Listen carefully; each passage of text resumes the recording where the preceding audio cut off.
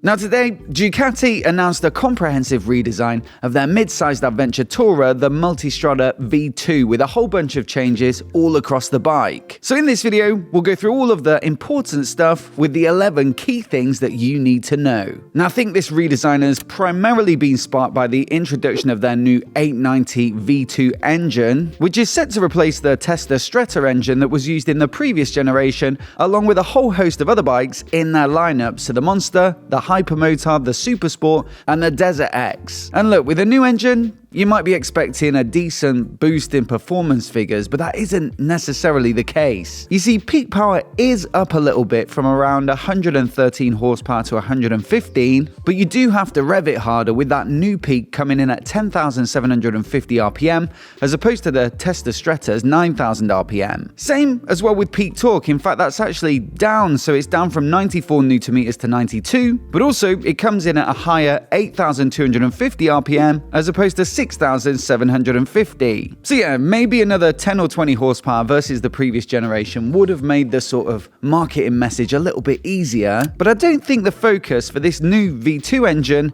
has really been to make something seriously quick, but more so something that's versatile for all those different applications, and also something that's very usable and efficient on the road. One measure that they've introduced to achieve this is variable valve timing on the intake valve, which they say helps them to balance performance and economy, as well as the way that the power's delivery. So in their words, more than 70% of the maximum torque is already available at 3,500 RPM, and between that 3,500 RPM and 11,000 RPM, the torque value never drops below 75%. So it should be like really flat in the torque curve, really predictable, which is exactly what you want from this sort of bike. And then on top of that, they've also fitted to the Multistrada version of this engine a larger flywheel, which should give it more of a sense of torquiness and momentum in the lower revs. Now, gears are also optimized for adventure touring type riding, so you've got a longer final drive ratio to lower the revs when you're cruising on the motorway. But then at the same time, they've also shortened first and second gear, and that's to help to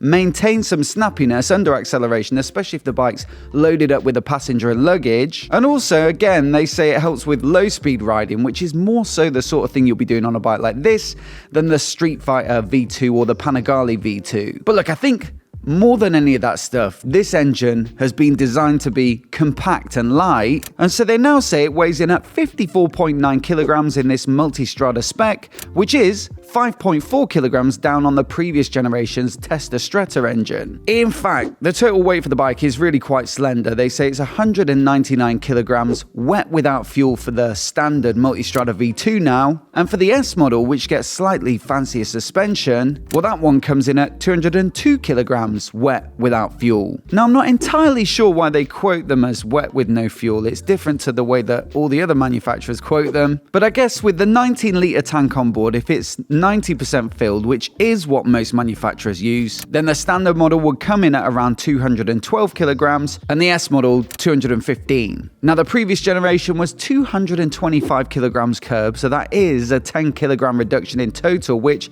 you know, that's really quite significant. But then I've also checked around some of the competitors, like the Tiger 900 GT from Triumph or the BMW F900 XR, and it does indeed come in a few kilos lighter than all of those bikes as well. So it sounds like a good job from Ducati. Of course, less weight is going to have so many benefits when it comes to the riding of the bike, and not only will that come from the new V2 engine, but also significant changes to the rest of the bike, like the new aluminium monocoque frame, which replaces the steel trellis of the last gen. This time it also houses the airbox as well, which is really quite interesting in terms of the way it's packaged. And so the result is not only the weight loss, but also a much slimmer body, which helps with the rider's agility on the bike, and also when it comes to standover and reaching the ground with your feet. In fact, speaking of the seat height, it's still adjustable between 830 and 850 mil, so that's exactly the same as the previous generation. But they also say it's possible to go as low as 790 mil,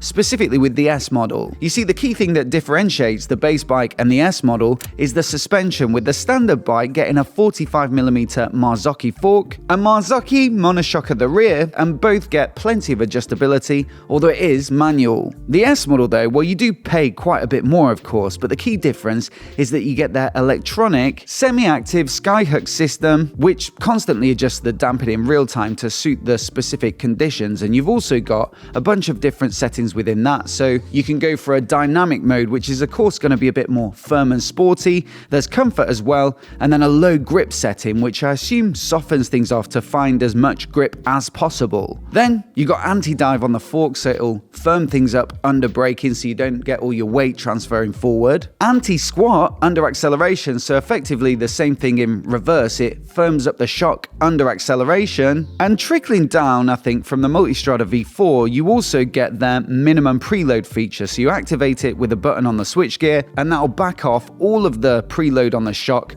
to get the bike as low as possible at a stop so you can easily get your feet down. And I think with this setting, that's where it can go as low as 790mm, which really is very good for a tallish adventure tourer. Elsewhere on the chassis though, the two bikes are pretty much the same, and they're also, really quite similar to the previous generation, the fundamentals anyway, so it still gets cast aluminium wheels with a 19-incher up front, a 17 at the rear, and they're shod with Pirelli's Scorpion Trail 2 tyres, which are, really good adventure touring, sporty all-rounder. Then, brakes are from Brembo with their M4.32 4-piston monoblock radial calipers up front, and they're on dual 320mm discs, and then a single caliper at the rear with a fairly large 265mm disc, which is great news if you're riding 2 up and want to balance the braking out a bit. Now tech-wise, a few years back, previously the base model had a sort of simpler LCD dash, whereas the S version got the TFT, but on these 2025 bikes both get the full color TFT display. I think it's 5 inches, and there are absolutely loads of settings and rider aids within that, so 5 riding modes, adjustable power delivery, traction control, anti-wheelie and engine braking, and then of course cruise control as standard, which is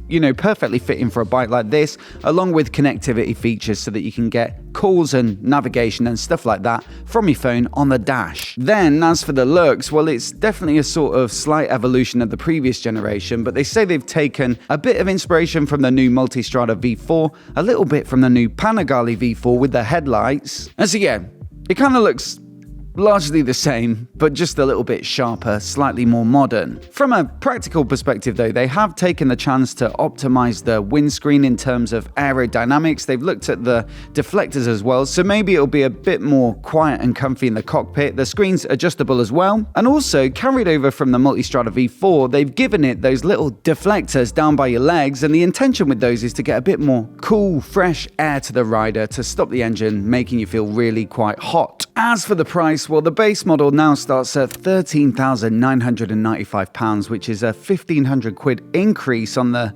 previous gen from 2022. Although, to be fair, there are some significant improvements like that LCD dash making way for the TFT. Then, for the S model with the semi-active suspension, you're now looking at £16,390, and so that's almost £2,000 up on the £14,495 of the S model, again from 2022. That, really is quite a lot of money now. And I mentioned the Tiger 900 GT from Triumph a little bit earlier as one of the competitors. For reference, while that bike isn't as powerful, not quite as fancy, not quite as exciting looking, realistically it's 95% as functional, and that one comes in at $12,195 for the base GT model, and then $13,895 for the GT Pro, which gets some extra spec like an electronically adjustable rear shock. So look, is that too much money now, or is it worth the extra for something with a bit of pizzazz? Let me know what you think down in the comments below, and also I'll leave on the screen now my comparison from a couple of years back of the previous gen Multistrada V2 with the more off-road focused Desert X, so do give that one a click and give it a watch if you haven't already. Also, do hit subscribe if you want to see more of the latest motorcycle news like this right here on MOTOBOB. A massive thanks for watching today,